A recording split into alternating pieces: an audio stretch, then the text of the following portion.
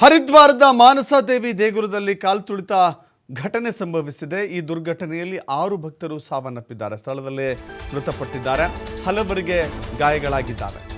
ಜನಸಂಖ್ಯೆ ಹೆಚ್ಚಳದಿಂದ ಈ ದುರಂತ ಸಂಭವಿಸಿದೆ. ಕಿರಿದಾದ ರಸ್ತೆಗಳಿದ್ದಂಥ ಹಿನ್ನೆಲೆ ತಪ್ಪಿಸಿಕೊಳ್ಳಲಾಗದೆ ಜನ ಅಲ್ಲೇ ಪ್ರಾಣವನ್ನು ಕಳೆದುಕೊಂಡಿದ್ದಾರೆ. 6 ಜನ ಸಾವನ್ನಪ್ಪಿದ್ರೆ ಇನ್ನೂ ಅನೇಕರು ಗಾಯಗೊಂಡಿದ್ದಾರೆ. ಗಾಯಗೊಂಡವರನ್ನು ಆಸ್ಪತ್ರೆಗೆ ದಾಖಲಿಸಿ ಚಿಕಿತ್ಸೆಯನ್ನು ಕೊಡಿಸುವಂಥ ಕೆಲಸ ಆಗ್ತಾ ಇದೆ. ಘಟನೆಯಲ್ಲಿ ಒಟ್ಟು 33 ಭಕ್ತರ ರಕ್ಷಣೆ ಮಾಡಲಾಗಿದೆ. ನೋಡ್ತಾ ಇದ್ದೀರಿ ದೃಶ್ಯಾವಳಿಗಳಲ್ಲಿ.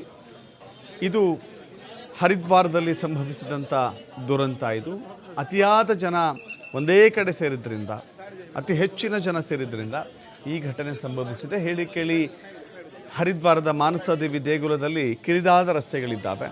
ಆ ಕಿರಿದಾದ ರಸ್ತೆಯಲ್ಲಿ ಸಂಚರಿಸಬೇಕು ಅಂತ ಹೇಳಿದ್ರೆ ಬಹಳ ಕಷ್ಟ. ಅದು ಜನಬಾಹುಳ್ಯದಿಂದ ತುಂಬಿದರೆ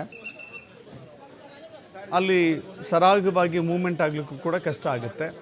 ಇಂಥ ಸಂದರ್ಭದಲ್ಲಿ ಕಾಲ್ತುಳಿತ ಆಗಿದೆ. ಪರಸ್ಪರ ಕಾಲ್ತುಳಿತದ ಕಾರಣಕ್ಕಾಗಿ ನಾವು ಇತ್ತೀಚೆಗಷ್ಟೇ ಗಮನಿಸಿದ್ವಿ.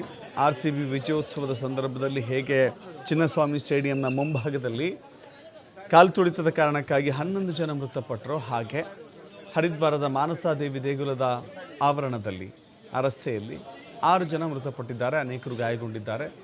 ಸ್ಥಳೀಯರ ಸಹಾಯದೊಂದಿಗೆ ಅಲ್ಲಿನ ಸಿಬ್ಬಂದಿ ಗಾಯಾಳುಗಳನ್ನು ಆಸ್ಪತ್ರೆಗೆ ದಾಖಲಿಸಿ ಚಿಕಿತ್ಸೆಯನ್ನು ಕೊಡಿಸುವಂಥ ಕೆಲಸವನ್ನು ಮಾಡ್ತಾ ಇದ್ದಾರೆ.